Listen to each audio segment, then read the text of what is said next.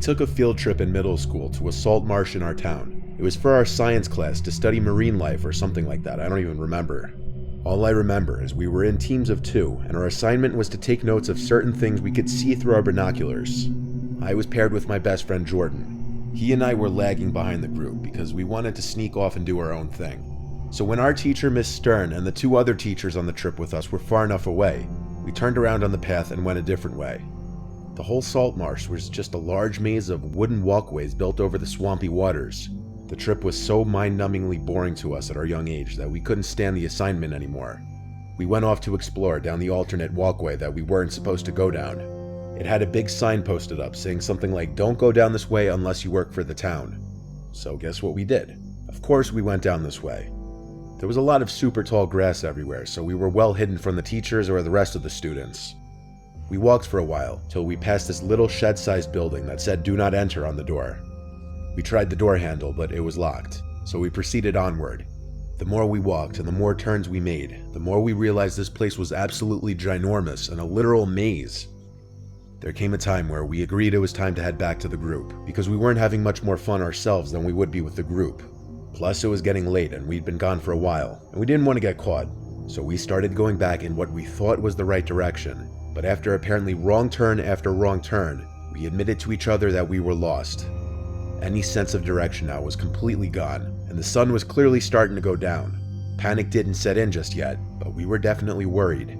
Time dragged on, and we couldn't find the damn path back to where we came from. We tried finding that little building that we had just passed as a sign that we were going in the right direction, but we couldn't. The tall, swampy marsh grass was taller than us and blocked sight of everything. The sun was now setting, and there was no way our class and teachers were still here. This was before cell phones were a big thing, let alone among middle schoolers. We had no way of calling for help, but we refrained from screaming until the sun was practically all the way down and panic now started to set in. Suddenly it seemed we weren't alone. Jordan and I started to hear the splashing of water nearby, exactly the sound of someone walking through the probably knee-high water. We started to walk faster down the wooden pathway, and when we stopped again to listen, the splashing was still there, getting louder and closer. We didn't have flashlights, only the moon to light the way. We knew we weren't alone. Something or someone was in the tall grass, hiding, somehow watching us. Jordan basically had a fuck it moment and went to the grass where the splashing was coming from, pushed a bunch of the giant pieces to the side, and then screamed like a little girl. I didn't see what he saw, but I didn't need to. I ran right behind him down the pathway until we both had to stop to catch our breaths. He saw a person hiding in the grass, though I already figured that before he even told me. We kept running and then stopping to catch our breaths until the sound of a helicopter overhead came closer. We saw it, flying over with a searchlight on. We started waving our hands in the air, and whether that helped or not, I don't know, but eventually the spotlight landed on us and stayed there. We expected the helicopter to lower and pick us up because we were idiot little kids, so when it just hovered there we were confused. But what they were doing was showing where we were to the police search team that came looking for us, after our parents reported to the school that we never came home. We were eventually found by a bunch of police officers and led back to safety. We told them there was someone hiding in the marsh, stalking us of course.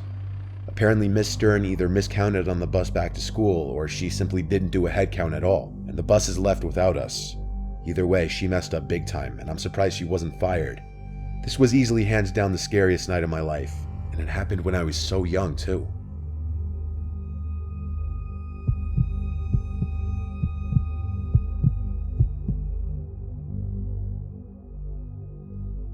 In senior year of high school, we took an end-of-year field trip to Boston for our U.S. history class.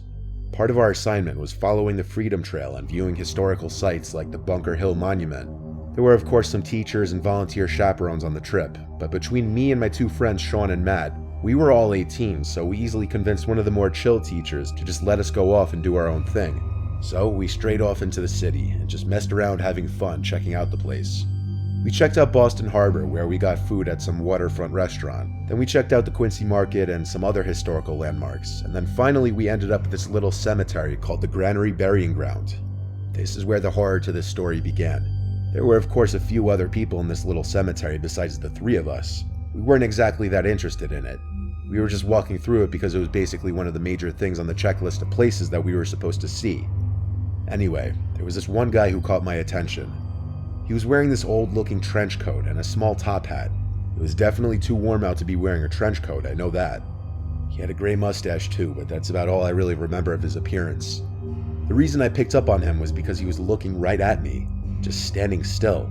He wasn't walking along looking at the gravestones like everyone else.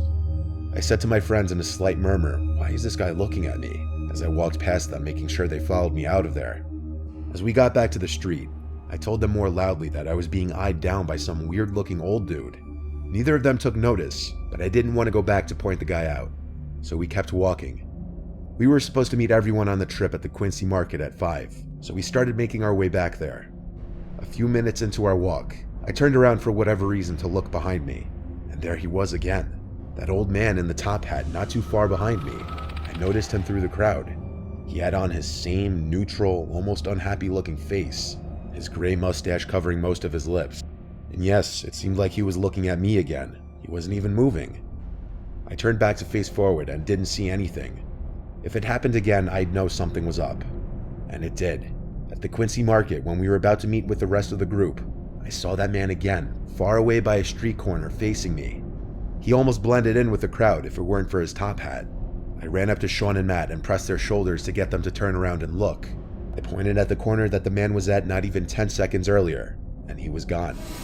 I told them that that creepy old dude that I mentioned from the burial ground seemed to be following us and kept looking at us, or at me specifically. I have zero clue where he could have went that quickly though. It didn't make sense. That night at the hotel, I was having a nightmare in which I was in my bedroom back at home, and I was hiding under my bed, and I could see feet coming closer to the bed until they stopped at the foot of the bed, and then the man in the top hat looked under the bed at me with his neutral blank expression on his face. I woke up only moments later to a loud thump in the hotel room. I had no idea what it was. I woke up Matt and Sean and the third guy who was in our hotel room, asking if any of them heard that. No one did but me. I still have no clue what that sound was. Years later, I was going through old photo albums with my grandparents around Christmas time, and I stopped on one page where there was a very familiar looking man in one of them. He was wearing a very similar, if not the exact same type of top hat as the man in Boston all those years ago. He also had the same gray mustache and neutral expression on his face. I asked my grandparents who it was, and they told me it was my grandma's father. Now, I'm not saying I saw my grandma's dead dad that day in Boston, but the resemblance was so uncanny that I'm almost positive my mind was playing tricks on me. That whole series of events still freaks me out to this day.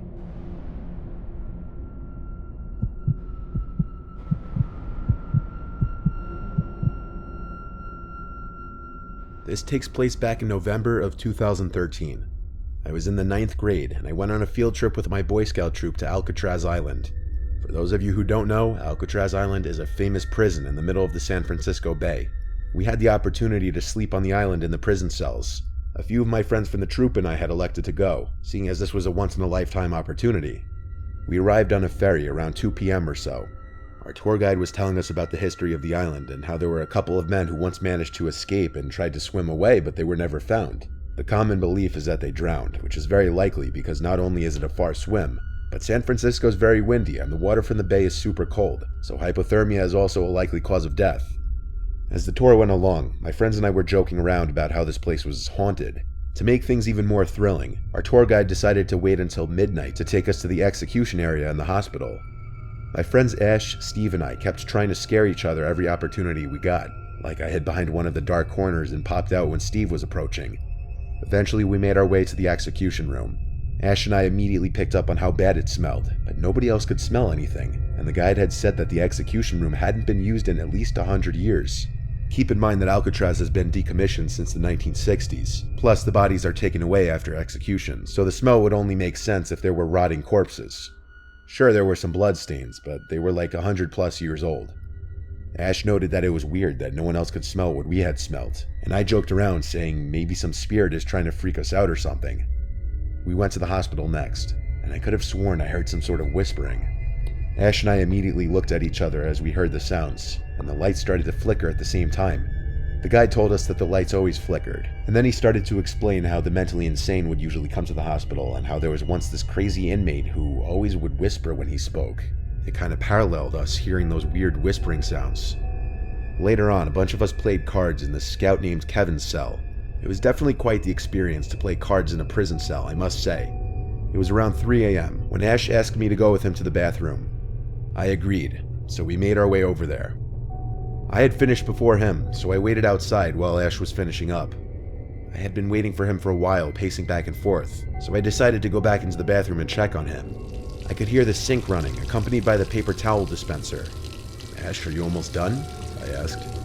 The moment I said that, the sink shut off, and I heard a slam from one of the stall doors closing. "Ash?" I called out. No response. My heart froze when the most disturbing sounding cackle I had ever heard in my life came from the stall that had just previously shut. I turned around to make a run for the outside of the bathroom. I screamed for Ash, yelling, "This isn't funny," and he replied from the other side of the door, "What are you talking about, dude?" He opened the door, but I didn't stay inside of there. I went back outside and told him what just happened. His jaw dropped, and he had the most worried look in his eyes. Then he asked me, "If you were in here this whole time, then what was that breathing I heard outside?" We both realized that something was seriously off. We sprinted out of the bathroom as fast as we could and made it back to the cells where everyone was asleep. We decided not to wake everyone and to just get some sleep. About an hour after falling asleep, I was awoken to the sensation of someone tapping my back. I scanned the room and saw nothing, but I knew I was not alone. With the slightest bit of vision in the dark, I saw something black in the corner of the cell. I let out a blood-curdling scream. My scoutmaster came over and asked me what the problem was. I didn't even know what to say. Needless to say, Alcatraz has a long history, and what my friend and I had experienced was nothing short of paranormal.